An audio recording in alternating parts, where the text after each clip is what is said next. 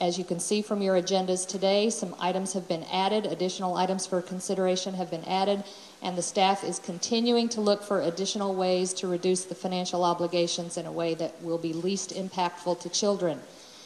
Even when a vote is taken today, the staff will continue with this task.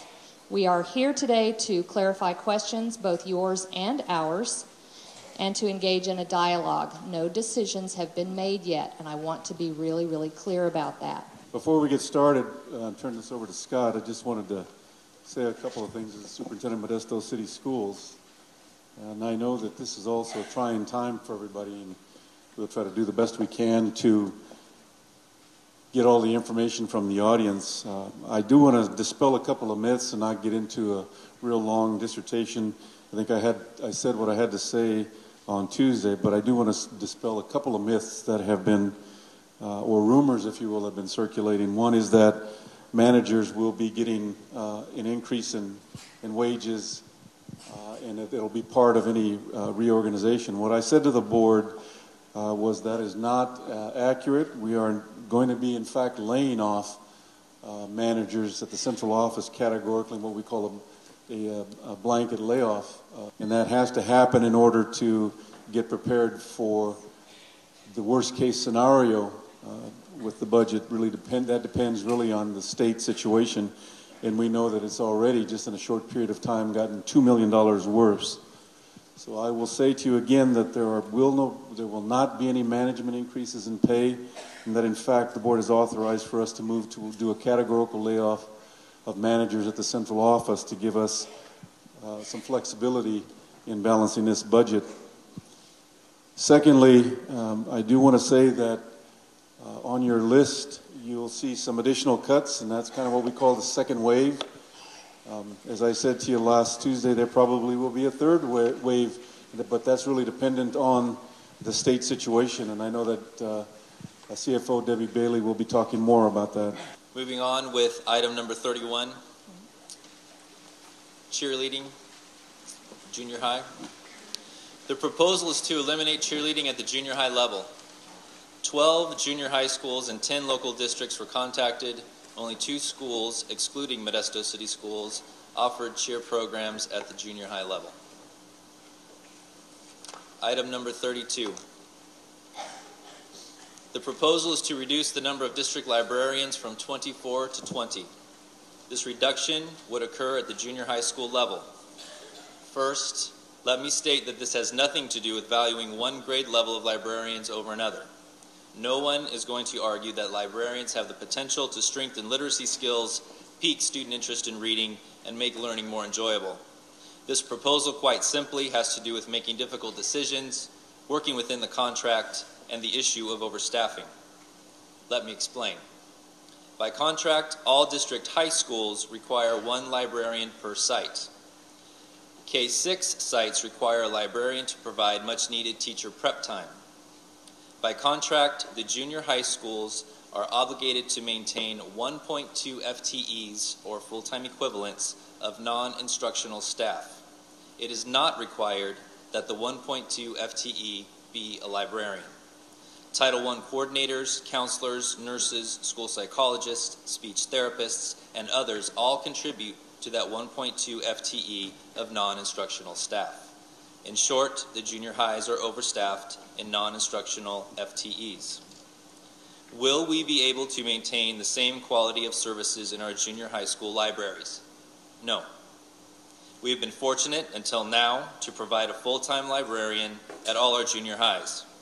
As a large K-12 district in the area, we have been unique in that regard. For example, currently, Turlock Unified School District employs no certificated librarians. They do staff a classified library assistant to each K-12 site. Ceres Unified School District employs 2 certificated librarians K-12. 1 librarian covers all K-8 sites. 1 librarian covers both high schools. They do employ 14 classified media clerks across the district. Oakdale Unified School District employs no certificated librarians. they do employ a classified library assistant. It is not the intention, nor has it ever been the intention, of closing the junior high libraries. The district and junior high school principals strongly favor keeping libraries open and are committed to maintaining the current hours for student and whole class access, and believe this can be done for the time being using other staff. Item number 33.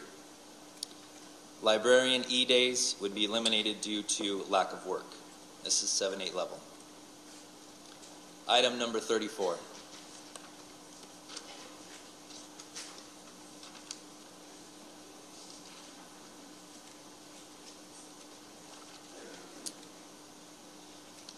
The proposal is to fund AVID programs at program improvement schools only.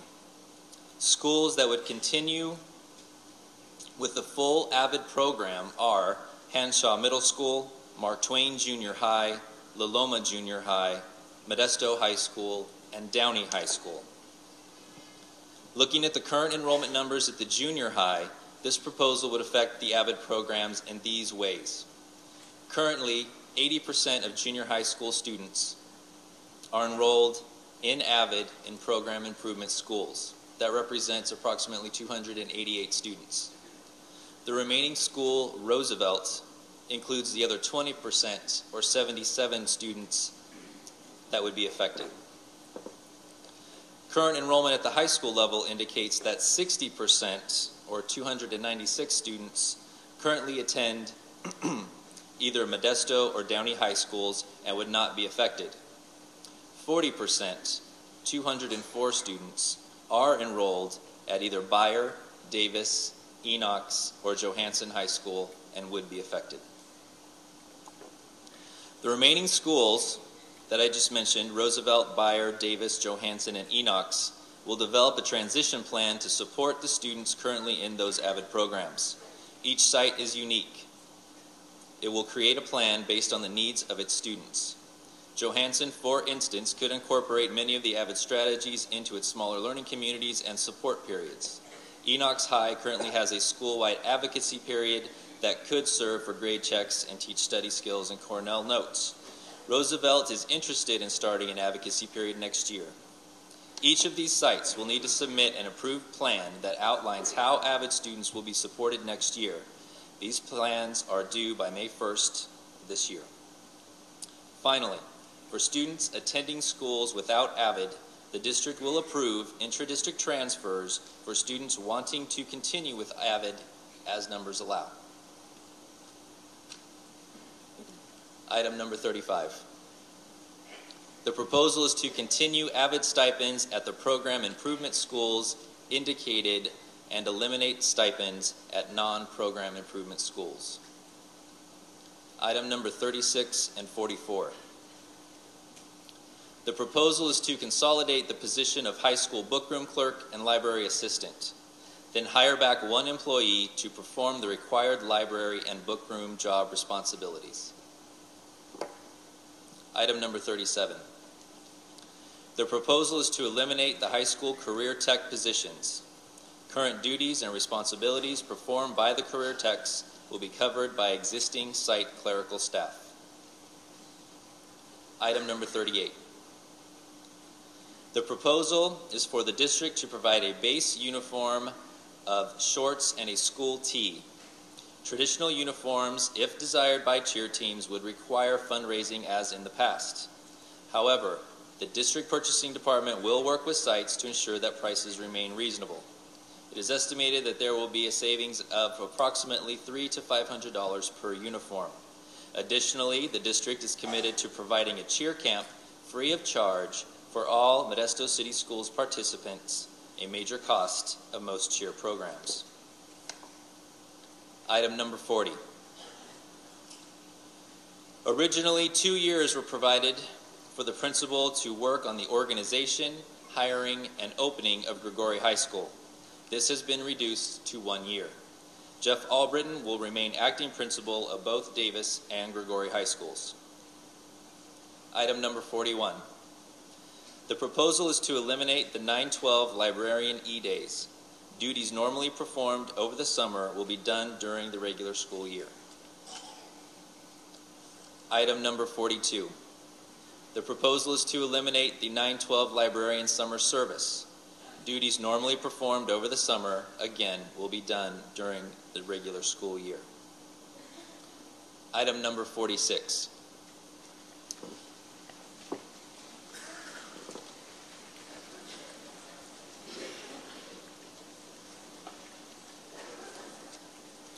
The proposal is to reduce the AP AVID coordinator position by 0.4 FTE.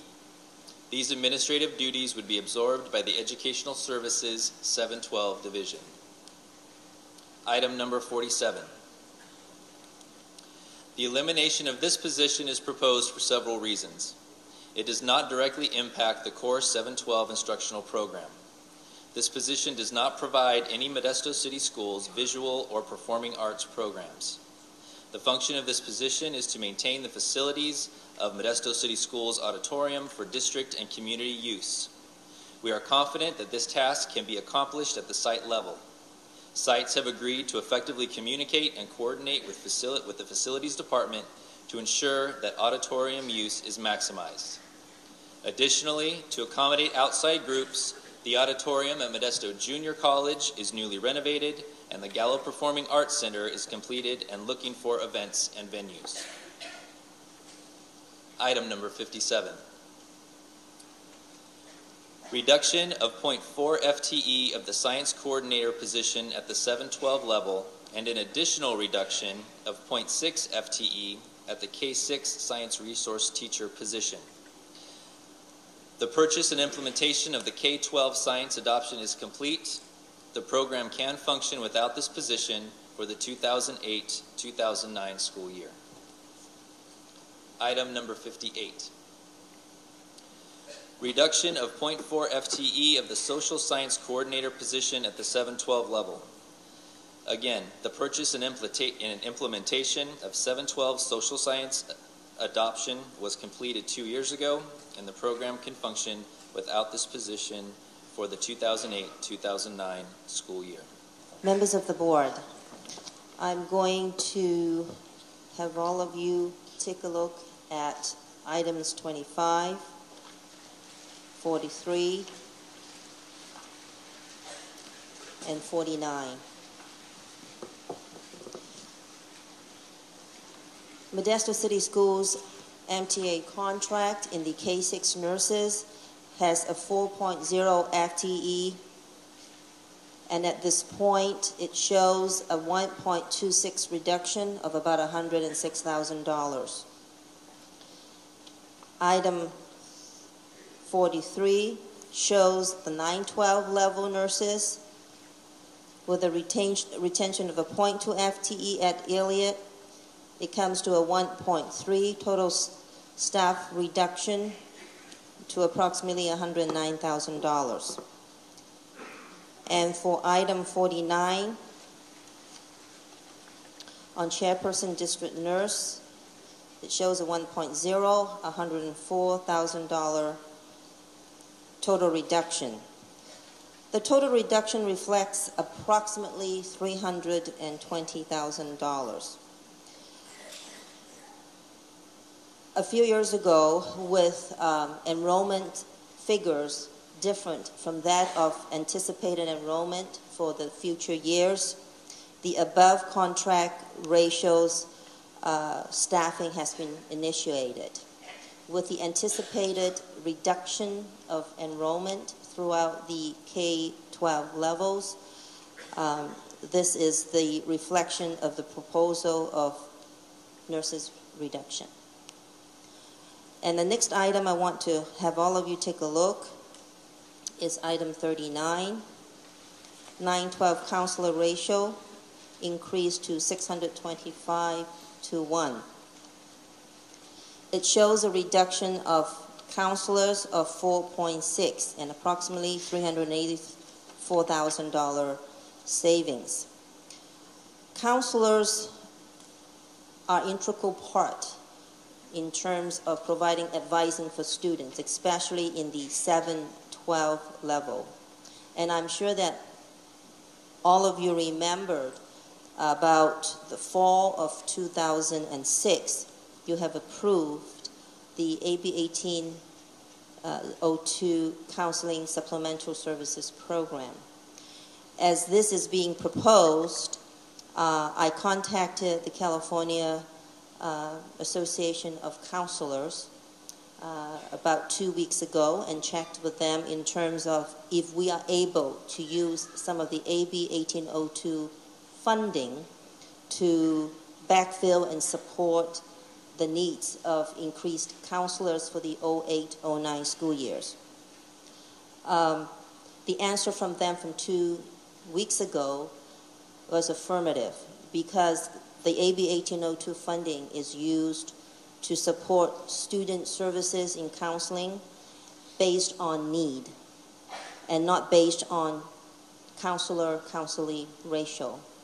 And therefore, I specifically asked, as a matter of fact, this week, I contacted the California Department of Education to make sure that they are in agreement with, agreement with such a decision, that it is indeed available funding to what we call need-based, so that we can perhaps maintain the current ratio for our students in terms of counseling services. So this is information I'd like you to know, and I do understand that the 625-1 is an item that needs to be negotiated between MTA and MCS. Okay, there's one item on here that I need to cover. That's number 26. This is the reduction in resource specialist time. This is actually a function of declining enrollment in the elementary schools, where, and we have continued to maintain the same level of resource specialist staffing as we had previously, and those resource specialists have been serving non-special education students as an intervention program. We can't afford that luxury anymore, and so we are suggesting that we need to reduce 2 FTE in the K-6 resource specialist program. Okay, now we can go to the next one. Okay, these are the items that we added since the Tuesday meeting. We would have brought these to you on March 3rd, but instead we took advantage of this meeting to bring these additional items to you. As the superintendent has indicated, this is an ongoing process. With the news from the legislative analysts that there's a $2 billion bigger hole than they thought at the time we started preparing for balancing the budget, we are continuing to look for additional items to deal with that problem. The items that we've added to the list are an assistant principal at the high school level, the attendance and community resource assistant is a position in the Child Welfare and Attendance Office, and the person in that position is retiring, and we will take advantage of an opportunity to reduce that position through the retirement. There will be some shifting of duties among the other attendance liaisons so that one of those will take a lead role in working with SARB. We'll be reducing at least 2 at this time district level director positions. We're not yet identifying specifically which ones those are, but that is part of the blanket administrative district level layoff notice that the board has authorized us to proceed with. We're also going to be reducing 1 district office clerical position, again, at least at this time. The K-6 principal position is a question that we're looking at, again, reduced enrollment, looking at some small schools, and looking at whether there is a way that we can balance among the existing principals. We have 2 principal positions vacant right now, and before filling those positions, we want to look at finding a way to distribute those duties differently. Some of you may remember 5 years ago we had to eliminate temporarily a couple of principal positions and covered that with other staff. And the final item on this expanded list is our Public Information Officer, a position that we had to eliminate 5 years ago, restored a couple of years ago, and it's back on our proposed cut list again. That wraps up our specific information on the items that are on the list. I want to say a few other things. Again, we've acknowledged over and over that some of these items we acknowledge are negotiable. We know that if you approve these items, we will be going back to the bargaining units to discuss the implementation with them. I'm sure that members of the public and staff are outraged by some of these proposals. And all I can say is that so are we to have to be making them. I would encourage you, the staff, the public, anyone, to direct your anger where it belongs, which is to the state politicians who have built smoke and mirrors budgets at the state level for the last several years. Unfortunately, their house of cards has collapsed on us. Rather than fix the underlying problem, and yes, the underlying problem is that the state does have a revenue problem, they continue to believe they can make the magnitude of cuts required by the governor's budget proposal and still run this state. Unfortunately, at our level, at the local level, we have to do our best to maintain both the educational program and financial solvency. Staff is recommending approval of the package as presented, and we'll be glad to answer any additional questions you may have now or after public presentations. We'll now go to board members for questions. I'd like to go to item 23, or 22, excuse me. Item 22 is one of those negotiable items. I wonder about its inclusion in the budget.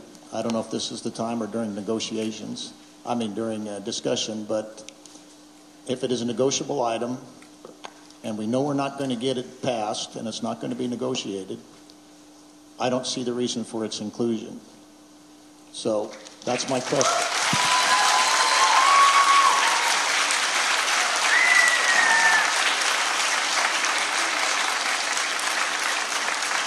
I know there are some reasons, and concluding it on the budget will give us a positive, but with the addition of the new ones tonight, we can still get a positive without this inclusion. I don't think that it's worth the fight. I don't think that we're ever going to get it passed, and it's an item that should be eliminated. So that was my question.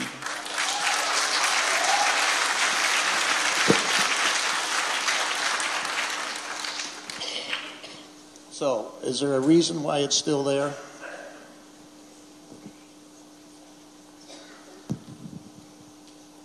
Are we doing discussion? Are we doing discussion at this point? I'm confused. No, I want to remind board members this is the time for questions That only. was my question. Why was it still here?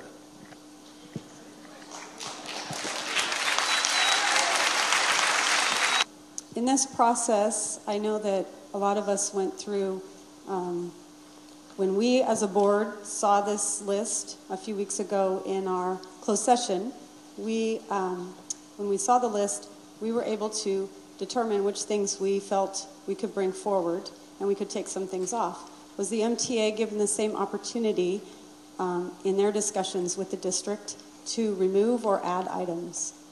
I'm not sure I'm understanding that question, so you might want to rephrase it for me, please. Did MTA help make up this list that we have here? Because we had input in this list, and so did our staff, and I know they've spent about 5 weeks with the teachers union. Did the teachers union have input on helping to revise this list to what we see today? Yes, they did. Okay, thank you. Are there any other questions from board members? All right. Now we're going to try to manage this public comment period. I'm a kindergarten teacher, my first year in kindergarten, and I previously taught the 4th grade, so I know what is expected at the 4th and 5th grade levels. And our district professes to be, their main concern is our education of our kids, the AYP, the API, all of that. If we chip away at the foundation, which is the bottom of it is kindergarten, you start chipping away there, it's like a house that you chip away on the foundation, and your house will crumble. Kindergarten is no longer social. It is academic. And we cannot prepare these 5-year-olds academically for what is expected of them in 1st grade if you put 33 kids in there with 1 teacher. It is difficult enough to do it with 20. And I'm new to this. But I have heard many stories about when there were 33 and 34 in a class, but it was not as academically challenging as it is today for these 5-year-olds. I know what is expected down the line, and if we do not have the smaller ratio, we will not be able to get these little guys ready. Simple as that. My name is Kathy Towner, and I'm a kindergarten teacher at Martone. I've worked in this district for 15 years, and I've been in kindergarten for 10 years. I understand about budget cuts. I understand when I'm only given a certain amount of money to work in my classroom, and I have supplemented year after year thousands and thousands of my own money to make these kids be successful. I want to mention at a year-round school, we're not dealing with 5-year-olds, we're dealing with 4-year-olds. We go into a third of our year. The first trimester is gone, and they're still not even 5. So we're talking about babies. And the first 5 years of a child's education is the most important. And they don't come to us ready to learn. They don't know how to hold a pencil. They don't know how to use scissors. They can't sit in a seat. And you want them to work independently because I'm going to have 32 other kids? Get real. And the amount of assessments that are put on us that we are to do with these children one-on-one. You cannot turn your back for 2 minutes. Otherwise, particularly the years when you have over 75% boys, let's get real here. You turn your back for 2 minutes, they're wrestling, you know. I just want to remind you, I'm not very politically active, but when I heard this, I just want to remind you, and I know it's all about money and all this, but we're in the business of kids. And in my case, these are babies. And I'm telling you, I work with my students one-on-one every single day. And that's at 20. With 33, I'm going to have a serious drinking problem. I can tell you that right now. You know, and I'm trying to be serious here. This is hard work. It's really hard work. You know, and I'm willing to do anything the district asks me, but come and spend a day with me, and then we'll talk. This is serious. Thank you. My name's Karen Cox, and I'm also a kindergarten teacher. I'm at Fremont Elementary. I've been teaching 10 years in kindergarten. And I also have 4.5-year-olds starting out who can't sit still, can't hold a pencil. 50% of my class has never gone to preschool. A quarter of my class doesn't speak English. And this is the foundation for the rest of their education. And if they miss out on these crucial building blocks because there are 33 kids or 30 kids, they're just not going to succeed in any of the other grade levels, because reading is what we're teaching them, math is what they're teaching them, and it's no longer a first grade skill, it's a kindergarten skill.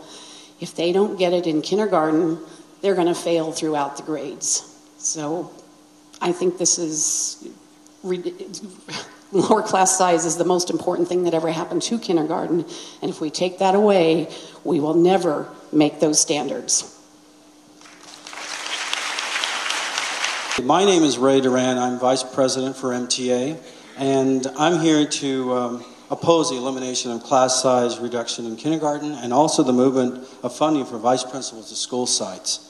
I've been with the district for 35 years as a 5th and 6th grade teachers, and I was smart enough not to want to go into kindergarten because they're one of the hardest working teachers around. So that's something I wouldn't want to do, but I do know they're working extremely hard. Before class size reduction came into our district, the teachers in there, for most part, as I spoke to many of them, they provided a lot of social skills for the new children who are coming in. If class size reduction is eliminated, most of these teachers would have to go back to that type of kindergarten, was often referred to as developmental. Teachers wouldn't be able to work with small groups that are necessary to help them and to develop the skills that they need. It would also make it difficult for teachers to get all the students and identify the special needs that might require immediate attention. When class size reduction became a reality for our kindergartners, the teachers were asked to develop a more rigorous program, which included making sure every student read to level 4 and 8. There was an individual assessment that was created that required the teachers to cover over 50 literacy and math skills. I'm not sure if you've seen that assessment. It looks like this. It's much bigger than you'd actually be able to print in a normal printer. But these skills are, there's so many things here that they'd have to cover, and there's no way they could cover that if class size reduction took place. I just hope that you will consider that this type of assessment will not happen, and we're not going to be able to get those kindergartens ready for first grade. They'll be put in jeopardy. Now, to make matters worse, school starts, you're going to be asked to make a difficult decision. And that is whether they should support probably any of the early intervention that may occur or support vice principals. District has proposed to move the funding for vice principals to school sites, and we want to make sure that they don't have to make the decision for intervention for these children or for principals, vice principals. In conclusion, the question was asked whether MTA was included regarding the cuts that were made. The fact is, they wanted to know whether the answer is yes, we were included. But our question to you is that did you listen to what MTA said? We were totally opposed to any cuts at all. And we kept saying that over and over again. We want our members and everyone around the community to know that we oppose all these cuts. So I don't think you are the ones who were listening to us. My name is Angela Morales Salinas. I've been teaching kindergarten for 24 years now. And I taught when we had 33 kids, and I've taught when we have 20 kids, and it's an incredible difference. What we are able to do with 20 students is unbelievable. I never, when I taught 33 kids, I never would have believed that I could have done what I can do now. But I know that my students appreciate what we can do. The parents of my students appreciate it. And I really feel like the board appreciates what we can do. I just, I'm not sure if our union does. Thank you. Hello, I'm Susan Herringer. I teach kindergarten at Bret Harte School. We've been a program and improvement school for several years now. I've also had the experience of being on a school board, and I've been a president of the school board, and I've had kindergarten teachers speak before me as a board member asking that we don't reduce their day-long kindergarten program to a half day. And after community outroar, we didn't cut the program to a half day. But in my kindergarten class that I've had here in Modesto about 11 years, we are asked to teach an all-day program, the only state-adopted program that we can use state money to buy our books with, in 3 hours and 15 minutes, but it is an all-day program. Now, Mr. Bush and others don't want us to leave any children behind. We certainly don't. With 20 children, we still retain them. We still retain a few in kindergarten. But they read, they write, they do so many things now that they were always capable of doing, but we weren't able to give them the independent time that they needed. All of you have heard about differentiated instruction. We're able to do differentiated instruction with 20 students. Yes, they can work independently at times, but remember that everything you ever learned that was of any value and importance in your life, you learned in kindergarten. And I would bet that all of you can remember your kindergarten teacher and maybe not any of your other teachers, except maybe a band teacher. And I would ask you to realize we're not just singing songs and dancing. And I have a master's degree. My partner has a master's degree. My master's degree is in curriculum. Hers is in reading. We can do a lot with 20 students. We will do less with 30 or more students. Thank you. Hello, my name is Helene Lee. Many of you already know me. I'm a successful facilitator at Orville Wright School. And I have a couple of comments I'd like to make. The first one being about the kindergarten. One thing I have noticed is in my position is that the numbers tell me everything. I've never understood how much data could drive instruction. And what the numbers have told me is that by reducing class size in kindergarten, we are able to get all of our students at grade level at the equivalent rate of the rest of the district. We're a 100% Title I school.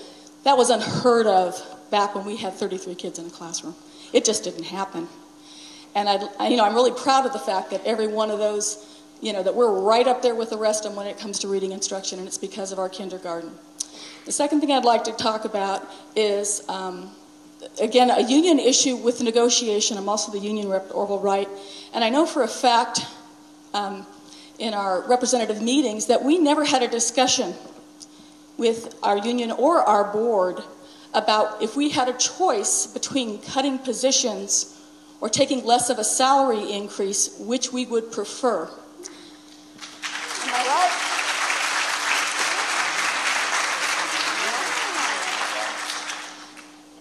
And I do believe that as a union, our fellow workers, we respect them highly. We know how skilled they are. We know how important they are, all of them. And the only way that we can see to keep them would be to give a little. If we give a little, though, we would also expect this district to give a little.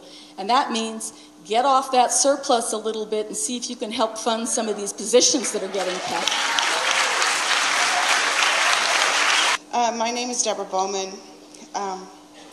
My understanding is between this outline of your budget cuts is very, very deceiving. I'm one of the school nurses. The way we understand it and the way that nursing is budgeted and funded, the total nursing cut to this district will be from about 21 nurses to about 5 nurses serving your entire district, which is cutting our budget by 75%. I truly believe that healthy kids learn better. My name, I already said that. I'm a registered nurse. I don't think, maybe you don't really understand how much education most of us have. It took me 5 years of full-time college to get my registered nurse. Then I went back to school to get my bachelor's degree for another 3 years. Then I've got 70 units of, or more than 70 units of postgraduate study in child health and public health. I have credentials in school nursing and public health, and all the training that you want to hand to a secretary or to a health clerk is not going to turn them into an RN. I personally serve 4 elementary schools totaling 1,814 students as of Tuesday. 104 of these students are severely handicapped students. And I have another 480 identified health issues in my 1,800 students. That's a quarter of my students that have health issues. I cannot remember ever coming to work at any day in any school and not having several students either sent or brought to me for evaluation of some issues, some health issue. I've had parents think that we are the primary health service for their family. As nurses, we identify. That's 2 minutes already? I didn't even get a fourth of the way down my paper. Anyway, one last comment I'll make really quickly is that nurses bring money into the system by ADA and by helping our healthy kids come to school, and by the LEA billing, which you guys are getting $2 million. You're pulling that back into your system anyway. Where do you think you get it besides nursing and your speech and your other things that we bill for it? And when you don't have nurses, you're not going to have healthy kids. And no healthy kids, no school. Thank you. Good evening. My name is Marlis Lane, and I'm a school nurse with Modesto City Schools. And on September 3rd, 1976, I started working as a school nurse for Modesto City Schools. What a thrill for me to feel that I might be able to make a small difference in the life of a child. At least that is what a colleague of mine said would be the job of a school nurse. I had worked in an acute care hospital in Turlock for 6 years prior to that day, and had taken care of emergency room patients, surgical floor patients, coronary care patients, a variety of sick people. After working long hours, less than adequate staffing ratios, and taking care of patients that had neglected their bodies, I wanted to do something good at the beginning of the health cycle, the children. Doctors that worked with me in the hospital told me that school nursing was not for me. I needed a bigger challenge. They said that I would be back. I said, no, I want to make a difference for the future. In the past 32 years, I feel that school nursing has become a part of me. It is not a job. It is a profession. I have had assignments of 3 and 4 schools every year in all economic areas of Modesto. Ed Code 49426 says, in part, the school nurses strengthen and facilitate the educational process by improving and protecting the health status of children and by identification and assistance in the removal or modification of health-related barriers to learning in individual children. The major focus in school health services is the prevention of illness and disabilities, and the early detection and correction of health problems. The school nurse is especially prepared and uniquely qualified in preventative health, health assessment, and referral procedures. The school nurse is an RN, a registered nurse, holds a bachelor's in science in school nursing, or a master's degree, has a public health nurse and a public health nurse certificate. She also holds a school nurse credential, which is equivalent to a teaching credential. With these unique qualifications, the school nurse is the only qualified professional in the school setting to adequately supervise the health and children of the school district. Over the past 32 years, school nursing has evolved. It is not Band-Aids and aspirin anymore. You know my assignment, and currently I'm at Sonoma School, but I also supervise 7 LVNs.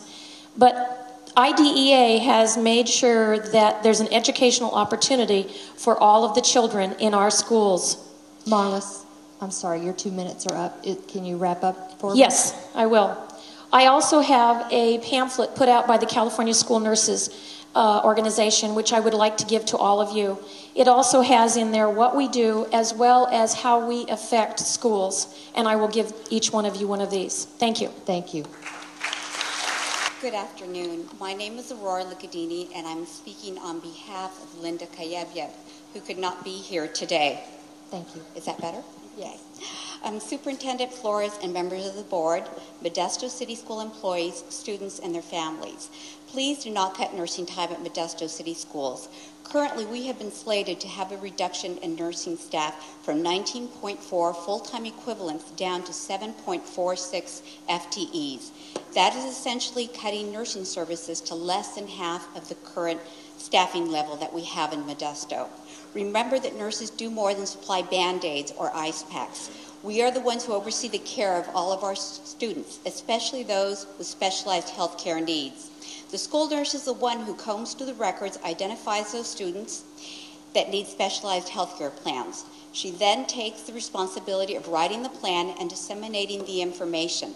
I currently have 19 students at Enox who have such care plans, 13 at La Loma and 6 at Lakewood. Health needs include things like diabetes, congenital heart defects, severe allergies, severe asthma, frequent anaphylaxis, hereditary angioedema, compromised immune systems. One even has an internal cardiac defibrillator. If you're not familiar with these disorders, imagine how a teacher, counselor, or secretary is going to feel when they find out they're the ones responsible for their care. Nurses often save the district when it comes to issues of liability. I personally know of 3 families that would have sued the district if they did not get the care for their students that he or she deserved. That care was given only because it was a school nurse who was responsible, understood, organized, and planned for that care. There's no way that only less than 8 nurses working an entire district can reasonably expect to identify and plan for each one of these students. I know that we are in a financial crisis, but we must not jeopardize the health and safety of our students. I hear the beeper, and I'll wrap up. Thank you. I do have one of Linda Kayebyeb's parents and a student who would like to make a statement, and they are next on the speaking list. Thank you. The high school is currently funded at 1.5. Taking out the 0.20, the high schools would lose 1.30. Added to that, CalSafe, we have been lucky enough to be funded at 5.0. Next year we'll be funded at 0.1. You add that into the bag. If my position goes, you throw in another 1.0. The child development programs, if we lose them, we throw in another 5.0. And categorical funding, now we have to all know where categorical funding is going. We have had 1.50 of categorical funding for all our sites in various programs out of Chapter 1, bilingual, EIA, all those fundings. They're going to be so busy paying for principals and busy paying for school improvements. The grand total of nurses that you will lose is 11.36, subtracted from the current 19.9, leaves us 8.54 nurses left to serve, whether it's 28, 29, or 30,000 children and 54 sites. You knock off the child development sites, you bring the sites down a little lower to a whopping 32 or 33 sites. Thank you. Hi, I'm George Gardner. 1959, fourth grade, beginning trumpet player at Tuolumne Elementary School, member of the Roosevelt Junior High School Band, Davis High School Band, MJC Band, Stanislaus State Band. My son and daughter, members of the Beyer High School Band. My wife currently teaches with me at the K-6 elementary level. I have a vested interest in the elementary music program in Modesto. First and foremost, I'm an elementary music teacher. And our students at the elementary level don't just learn to play a musical instrument, they learn to read music and count note values. Numerous studies over the years have indicated that learning music enhances a child's reading ability and math skills. It seems to me that the students that attend underachieving schools at this time certainly need music education to enhance those skills. We should be increasing music programs rather than cutting them if we want to improve our skills.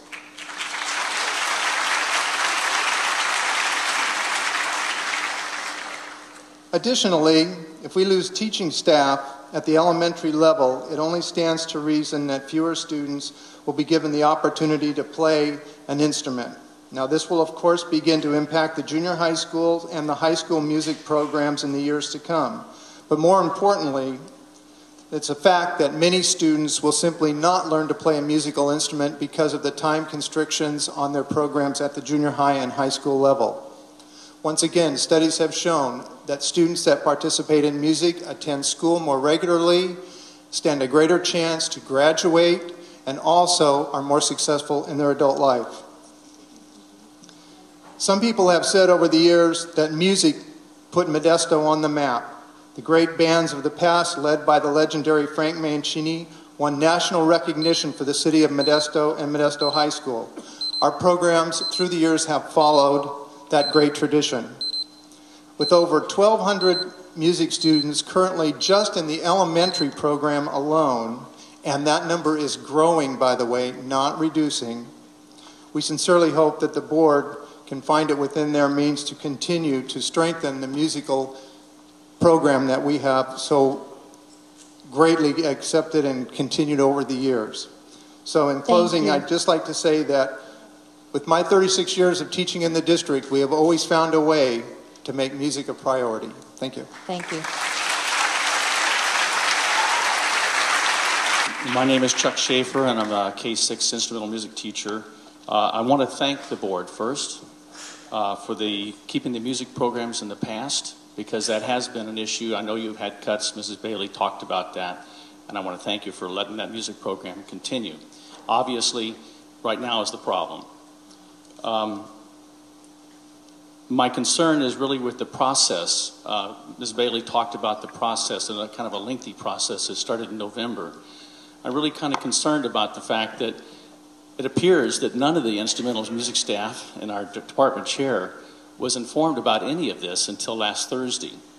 I kind of question what kind of management it is that doesn't want to share with its district chairperson what they're trying to do in terms of a cut. How can you make any plans about what you're going to do if you don't share that information? I'd like to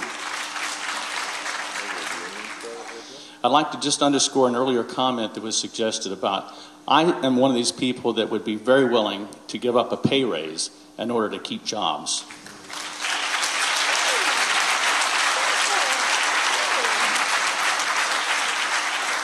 I'm frankly confused. I don't understand how the district could offer a pay raise with the information you've shared with us. It's puzzling to me. I don't understand that. Finally, I can share some other stuff here with this. I'll just share the whole Harris study here. I think we respect that anyway. It says a Harris study shows significantly higher graduation and attendance rates in schools with music programs, and they quote this as a statistic: 90% compared to 72%, and 93% compared to 84%. That's respectively. And it also goes on to show that, of course, the students perform better on SAT tests, and I think you've heard a lot of this before. The last final question is, could you please tell me how you're going to go ahead and provide this music instruction when you don't have the staff there that you have right now? Are you suggesting that administrators are going to assist the music teachers?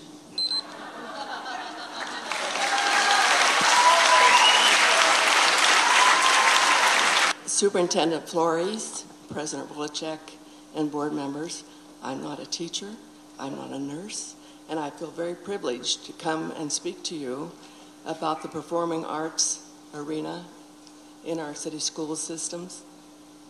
I've lived here since 1949, and I've appreciated all the performances that these students have been able to give in the Modesto, Johansson High School, and Downey High School auditoriums. And I don't understand how you can eliminate the job of the person who runs those auditoriums.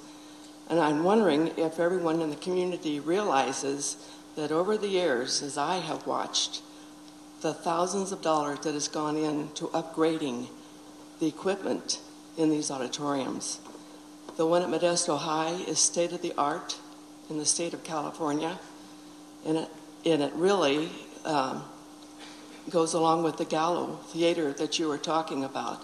How fortunate we are to have these facilities for our young people to come, whether it's in drama, speech, music, all of it.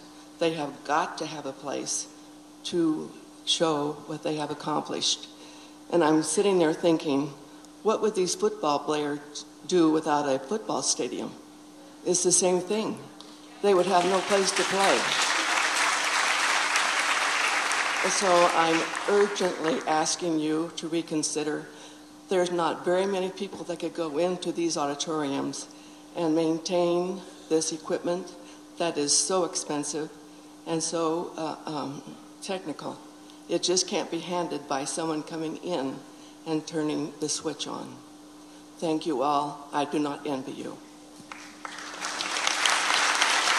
I'm not a teacher and I'm not a board member, obviously, but I'm a musician, and I don't even understand why music would be on the cutting list.